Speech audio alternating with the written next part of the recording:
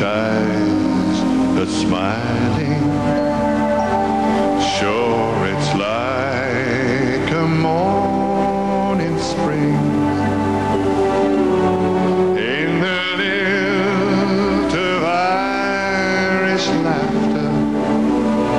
You can hear the angels sing when Irish hearts are happy. All the world seems bright and gay. And when Irish eyes are smiling, sure they steal your heart away.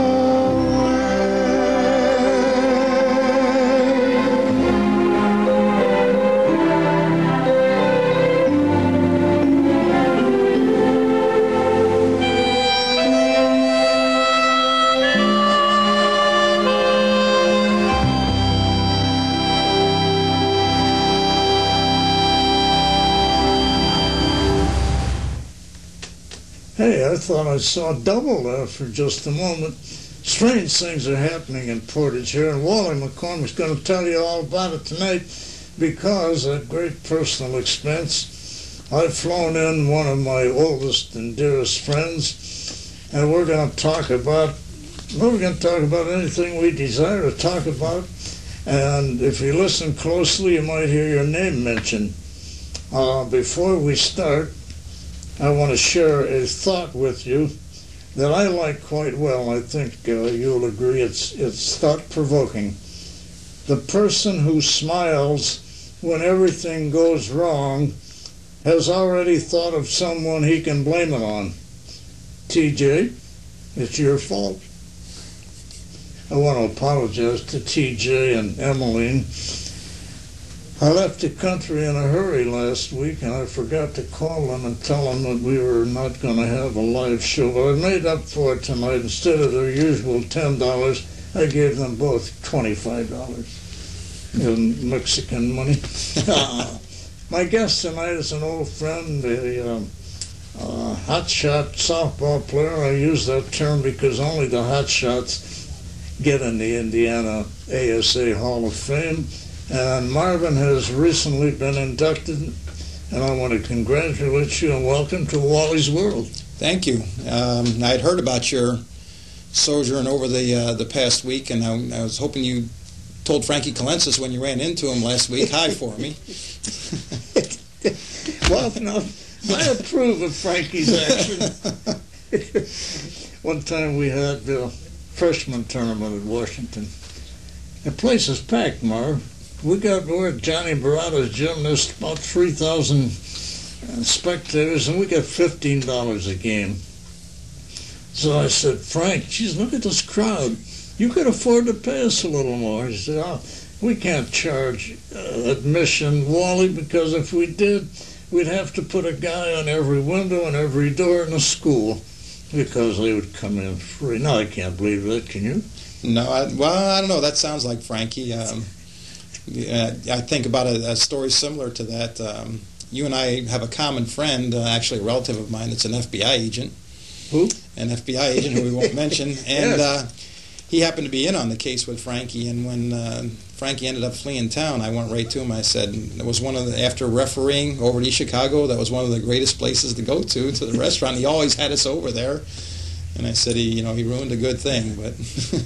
I thought, when he was coaching, he was a great coach to work for. A wonderful man.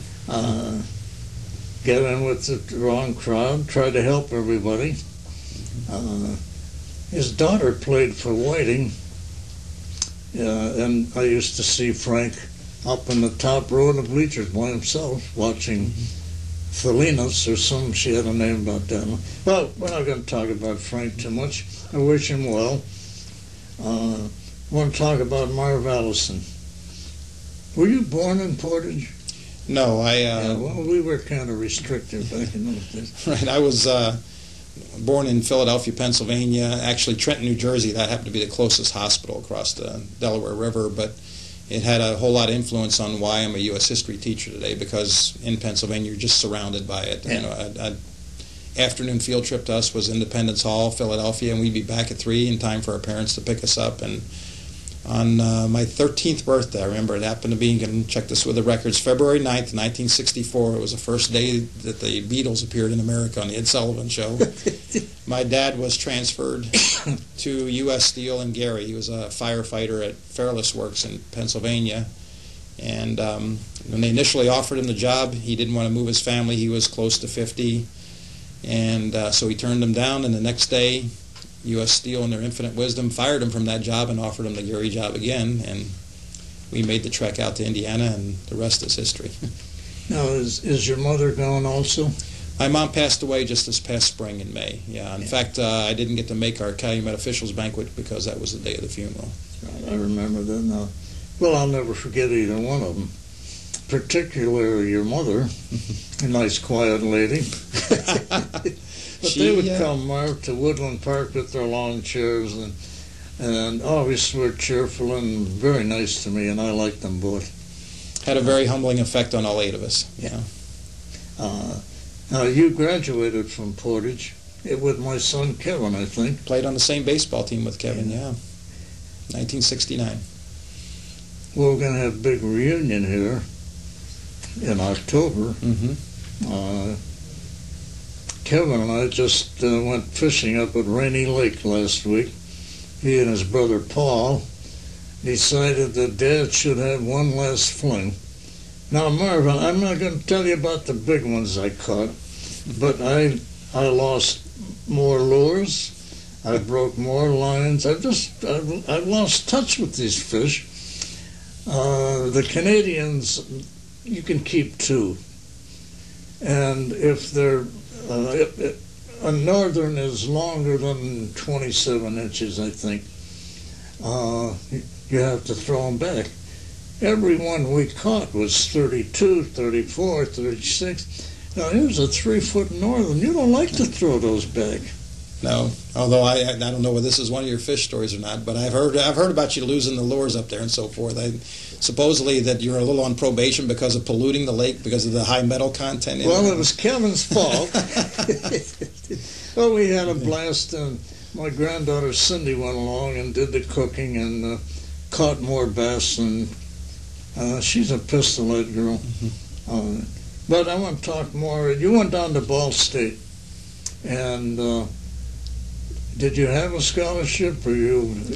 I had a combination academic and athletic scholarship because I decided to go there very late in the action. I'd actually gotten an appointment to the Air Force Academy, and there came up a conflict where we were playing Valparaiso in the sectional championship game my senior year, which was the one and only day that they wanted me to come in for my physical and my agility test, and I had to make a decision at that point in time. And Coach Goodnight didn't feel like it was really a pretty good idea to let the team down, so I went ahead and played that day. And ironically, the young man that ended up my alternate taking my place was Steve Gast, I think, from Valparaiso, and he went on to the academy.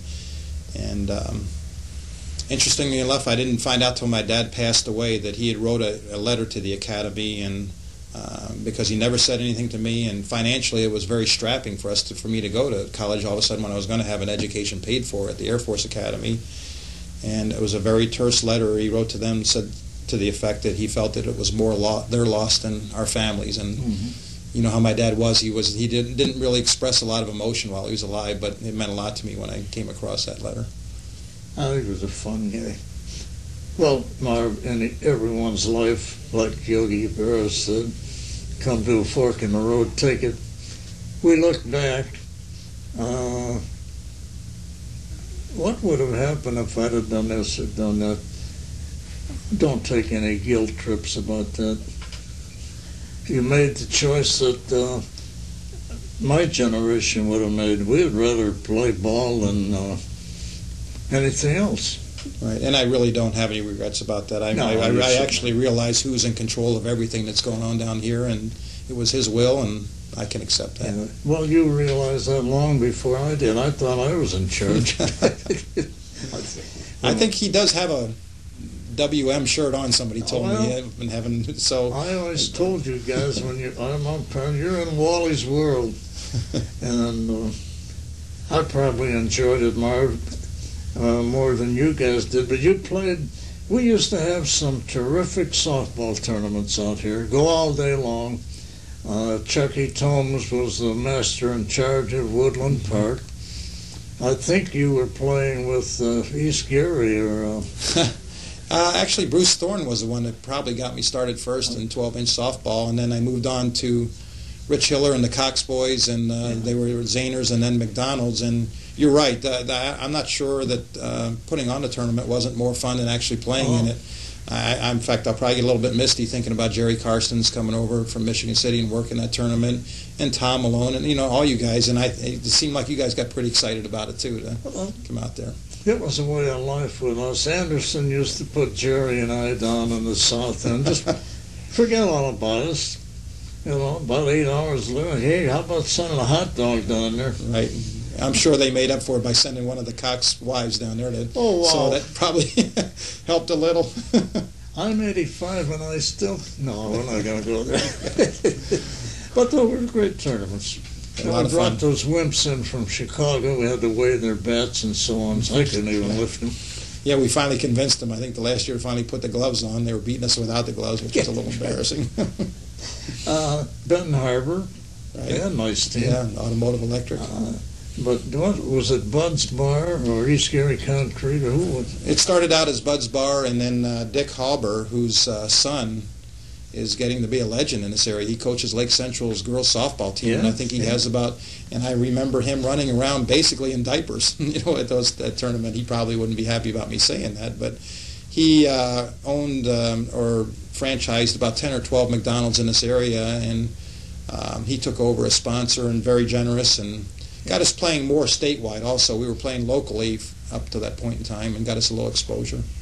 Well, Marvin, I may be mistaken. I thought the first real success that you had in a tournament, national tournament, was with a church team, all right? Dreaming. Pastor Hilliard Irvin from the Nazarene Church, I believe it's the Real Life Church now. Yeah, we went down to Gadsden, Alabama, and fell into the losers bracket pretty early, but battled our way back to 5th or 6th nationally, and got some people's attention. A couple of the players on the team, Jerry Lasky, myself, were named first team All-Americans, national All-Americans, and that might have been the first time I got a lot of national exposure, yes. Well, after you got out of Ball State, Marv, did you start teaching at Portage, or did you start somewhere else? Or? Yeah, I jumped in pretty quickly at then Grissom Middle School. Dusty was the principal at that time, and was actually coaching 3 seasons. I coached football in the fall, 8th grade football. My first basketball coaching was the 7th grade team, and then in the spring Les Klein was still running a spring program for 7th graders because they didn't have a 7th grade season in the fall. And coached under all of the head basketball coaches from Maury Goodnight through Greg Kirby, Greg Fisher, up until the gentleman that's at LaPorte now. I can't think of his name off the top of my head, but I can't either. I can see his face. Yeah. But you were smart. I don't know if you had ambition to become a head basketball coach. You seemed to get right up to it and then say, oh, maybe I better, maybe not. Like a guy that we honored last night, Myron Fessler. Right. I think the coaches that I coached under would tell you, and I realized it early on, that my forte was fundamentals.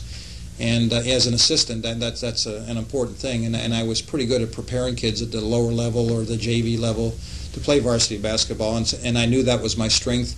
There was actually, I never sought a head coaching job, but Kurt Casbin at Morgan Township had talked to me one time about the Morgan job, about the time Matty Bush. And I went over there and talked to them, and probably could have gone that route, but once again, there's reasons why things happen. Had Phyllis in on an interview, and we decided that wasn't the right move for our family at that time. Well, you teach history? U.S. history, yes. U.S. history. Do kids get anything out of U.S. history like we used to? We could tell you whatever you want to know. We loved U.S. history. Now, I know you've got a very successful student over there on that camera. You took the words out of my mouth. I was going to say we could exchange chairs here with DJ and have him sit down and see what he thinks. I hope he picked up, if nothing else, how enthusiastic I am about it, because I forget what they say, what percentage of the country of people work jobs that they really like, and I absolutely love my job. I just don't watch the clock during the day. A lot of the teachers like to take the summer off. I teach summer school. I just really enjoy it, and I enjoy the kids. How many years have you been teaching at Portage? I believe I started my 31st contract this year, just this past week. Now, Marvin, that's dedication. We had that in my time, and I think we had it in your time. Do we have it now? I don't want to put you on the spot. No, well, when people ask me that a lot, I think one of the problems we have a little bit is with the press, because when I actually look at the percentage of kids that are quote-unquote the bad kids and causing problems, they're making a lot more noise and getting a lot more attention in the press and so forth, but I look at the percentage of the good kids in my class versus the, I don't want to say bad kids, because they come from tough situations and so forth. I don't see that changing a whole lot. The vast majority of the kids that I deal with want to learn. In some cases, the school's the best environment that they deal with during the day. I say that every Sunday. The bad guys get the pub. Right. The good guys you never hear anything about. And then, of course, politically, we've been in kind of a turmoil here in the last 10 years. We've had a division, probably still have it, I don't know. I'm out of the loop with those cuckoos now, but school is a big business. In my time, a coach got the respect of the community. I'm not sure that our coaches today get that respect. Maybe they don't earn it. I don't know. I think in the extracurricular realm, I think you've hit it right on the button. I read horror stories in the paper in this area where people will get elected to school boards for just one term to get rid of somebody, a coach and so forth. And I think you're not out of the loop. You're right on top of that. And although you did use that term politics, and one of the main things I was warned ahead of time is if Wally starts waxing political, then don't get in that conversation with him. We did real good for Coach Kirby. Oh. Once again, I don't think we have enough time left on the show for that. I want to get back to you. You and Phyllis married, and you had 3 daughters? 2 sons and 2 daughters. 2 sons and 2 daughters. The oldest daughter is an attorney in Phoenix. In fact, she just let us know about a month or so ago she's up to partner now, so she could probably buy and sell me. The next oldest boy graduated from architecture school at Ball State 2 years ago. He was with Jeremiah and Kinnell out in Chesterton, but has just gone on to his church staff, Calvary Baptist in Valparaiso, and is the head of buildings and grounds, and they're going to expand their church, and they want to use his abilities, so he's excited about that. My daughter Kelly, we just shipped her off to Ball State last Friday for her junior year, and my youngest son Christopher finished up his senior year at Chesterton. He'll be at PNC. Played some open basketball with them this summer with the coach watching, and we just found out recently that they're willing to spruce the pot a little bit, so they're going to give them a little bit of money to play basketball over there. So we'll see how that goes. Beautiful school. Yeah, and every time I go over there, we're getting bigger and newer facilities. And of course, my kids all graduated from Purdue Cal. I can't knock that, but that's a beautiful campus over there, kind of a hidden jewel. Right. Just like Wally's World is. You got to sort of flick through there to find it. Well, I understand, though, that we've expanded a little, though, that you're beaming you around the basically northwest Indiana now.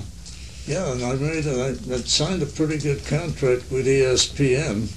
Oh, well, good. Yeah, all right. It cost me $40 a month, but that's what it costs. Well, you get a magazine out of it, too. So. Well, Marv, let's talk about the Hall of Fame down in Terre Haute. I don't know how much we as players or umpires or whatever thought about the Hall of Fame as we were playing. Not too much, I'm sure. But it's a beautiful thing and indeed an honor. When were you inducted? 2004, a year ago last spring, and you're right, I was taken aback by the entire process from the first phone call that said I'd been nominated, which was, I think, right before Christmas of 2003, all the way up to the banquet, which was in the spring 2004. They really did it right. The gentleman that nominated me, I, for the most part, never really even played for. He was an opponent most of the years, and I got a lot of Southern exposure because I ended up playing on a traveling team out of Evansville and saw some cities that I would have never probably seen, vacation to Seattle, Las Vegas, Phoenix, because he took us in some national tournaments, and I got some exposure from that. Had some success at a couple of the tournaments, which I think eventually culminated in this process. I had a strange thing happen when I was inducted, and I forgot when it was, some years ago. I was inducted with a left-handed pitcher from South Bend. The word state champions hurt him. He said, I've been to the state final 6 times and pitched in the final game of the tournament 4 times and never won. And I want that state champion. You can have mine. One of yours? Well, we're talking about 2 different kinds of softball, both with the 12-inch ball. We played fast pitch. We thought slow pitch was a picnic game. But I'm telling you viewers, if you have seen a good quality slow pitch game, you see plays that you will not see anywhere on this earth except on the softball and defensive plays. You played, Marv. I've seen you and your shadow, John Van Wagner, play together. Both of you play with your head as well as your bodies, and that's the secret. You don't have to hit a home run every time. Right, and I think we compensated for maybe not a whole lot of athletic ability, and you're right. If anybody's going to start a team in Northwest Indiana, I think John Van Wagner probably is the first name they think of, and once again, not necessarily because of his his talent level, but chances are you aren't going to lose because he's going to will your team to win. He's been that way. Yeah. Which made him one of the umpire's favorites. Yeah, he seems to have approached everything that way in his life. Well, it's been great. I thought Johnny in high school, I thought he might have the makings of a hardball player. He played good baseball. But you got to be motivated, and you got to have the encouragement of somebody. You got to have a rabbi, so to speak. Mm-hmm. Anyway, you played on teams all over the country. You can't buy that experience, Mark. No, and once again, as a history teacher, it was doubly good for me, too, because when I wasn't playing and we were visiting those venues, I was out checking out the area, and I'd always heard about the rain in Seattle. Well, that's one of the best-kept secrets. It may rain 15 or 20 minutes there a day, and that's it. It's a jewel. I mean, it was a gorgeous place. And I want to return the compliment that because a lot of people do have a certain view of slow pitch.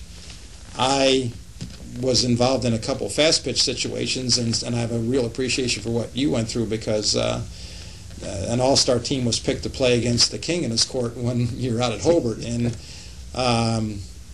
the rest of the players on my team actually thought I was kidding, but I was struck out on a pitch that the pitcher never threw. And I did not know he threw it. And when I came back to the bench, everybody was giggling and laughing. I said, "What's so funny? You won't be able to hit him either." They said, "He never threw the ball." Well, I didn't know that. The third strike was a phantom pitch. Well, he put on a great show for years all over the country. I've umpired a couple of them, and thank God Ed came up and said, "Now, Wally, don't call them too soon, because I throw a couple of dipsy doodles. And if I had called them as I usually do, I'd have been in deep trouble." Look, coming in nose high, and all of a sudden it's waist high. Right. I remember when I took myself out of that game, about the 3rd or 4th inning, he went out to second base and put a blindfold on. And I said, I need somebody right now to go in for me. And of course, you've seen him. It didn't make any difference. He still threw it right in the strike zone. But I don't know if he's still doing that. I just read a recent article that he will pitch maybe 1 or 2 innings. His group travels. There's a different pitcher, but he'll still I pitch. wanted you to come on with me, Marv, because when I look in that Hall of Fame record that you brought, mine is outdated. I only see 2 names from Portage in there. Yours, Marv Allison's, and the grizzled old veteran, Wally. And I'm honored. It's like, coming and sitting at the foot of Socrates that my name is in there with you. But we talked about it a little bit before the show. It reminds me a lot of the Indiana basketball all-star team. They tends to be central and southern Indiana heavy, and I think had I not gotten the exposure with that Evansville team, you'd still be the lone, recipient of it. So that helped me a lot because, as you know, we mentioned my brother-in-law. I played with a guy named Ray Arambula, who was a wonderful. I mean, they all deserved to be in the Softball Hall of Fame, but they didn't get the exposure that I did. It had nothing to do with talent and statistics and so forth. Well, Foley and I are in, and we had Harley Collins, who certainly was the best athlete on our team, and we had a catcher from East Chicago that was meaner than a junkyard dog. But in '46, the war was over, Marv, and 700 teams entered the ASA tournament, and we were lucky enough to win. But then we got some outlaw leagues then, and I was lucky enough to play in a couple of world tournaments with the Outlaws. Yours is ASA, and that's the top line, in my opinion. Yeah, I think still they're considered to be the elite organization, and it's fascinating for you to, for me to listen to you talk about that time period and so forth. I was a real fan of Tom Brokaw's book, The Greatest Generation, and I'm sure that was a great outlet after the war, coming back and trying to decompress from, the threat that existed at that time, with Hitler and the Japanese and so forth. So I almost wish I could go back in a time machine and, and play alongside you guys. Well, most of us got out in late 45 or early 46. I got out in March of 1946. That seemed like an awful long time ago, Mark. And while I was I think I was on Okinawa, my wife sent me a clipping out of the Gary Post-Tribune where it said, manager Guy Fisher expected to have the veteran Wally McCormick. I said, hell, I'm not sure that I'm not going to be on Okinawa. You could hit a ball a long ways, but probably not a couple thousand miles. It was a thrill, and it was a thrill for you, I'm sure. And I got to share it with